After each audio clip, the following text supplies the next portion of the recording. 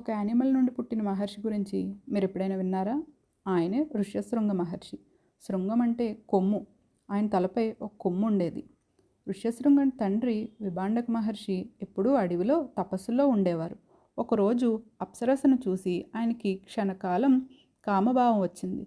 ఆయన వీర్యం నదిలో పడింది. అదే టైంకి ఒక జింక ఆ నీటిని తాగింది.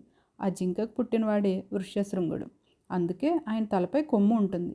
ఆ ఋష్యశృంగ మహర్షిని వాళ్ళ నాన్న విభాండక మహర్షి అడవిలోనే పెంచారు. ఎప్పుడు ఊర్లోకి కానీ వేరే మనిషిని కానీ ఆయనకు చూపించలేదు. ఆ ఋష్యశృంగునికి వాళ్ళ నాన్న కాకుండా ఇంకో మనిషి ఉంటాడని కూడా తెలియదు. ఇదిలా ఉండగా ఆ అడవి పక్కన రోమపాదుడు అనే రాజు పాలిస్తున్న అంగరాజ్యం ఉంది. ఆ రాజ్యంలో రాజు ధర్మం తప్పి చేసిన పనులకి వర్షాలు పడడం ఆగిపోయి విపరీతమైన కరువు వచ్చింది. ఆ రాజు తప్పు తెలుసుకుని మంత్రిని పిలిచి ఈ కరువు పోయి మన రాజ్యంలో మళ్ళీ వర్షాలు పడాలంటే ఏం చేయాలి అని అడిగితే ఆ మంత్రులు ఋష్యశృంగ మహర్షి చాలా ధర్మం తెలిసినవాడు, ఆయన్ని తీసుకురండి, ఆయన రావడం వల్ల మన రాజ్యంలో మళ్ళీ వర్షాలు వస్తాయి అన్నారు. కానీ ఆయన్ని బలవంతంగా తీసుకురాలేము, ఆయన ఎప్పుడూ వేరే మనిషిని కూడా చూడలేదు అని చెప్పి ఆలోచించారు.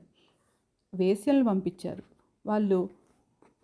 వాళ్ళ నాన్న విభాండకుడు లేని టైంలో ఋష్యశృంగుని దగ్గరికి వెళ్ళి నాట్యం చేసి మేము నీకులానే ఇక్కడికి దగ్గరలోనే ఉంటాం, మాతో వస్తే మా ఆశ్రమం మేము ఎక్కడ ఉంటామో అన్నీ చూపిస్తాం అన్నారు.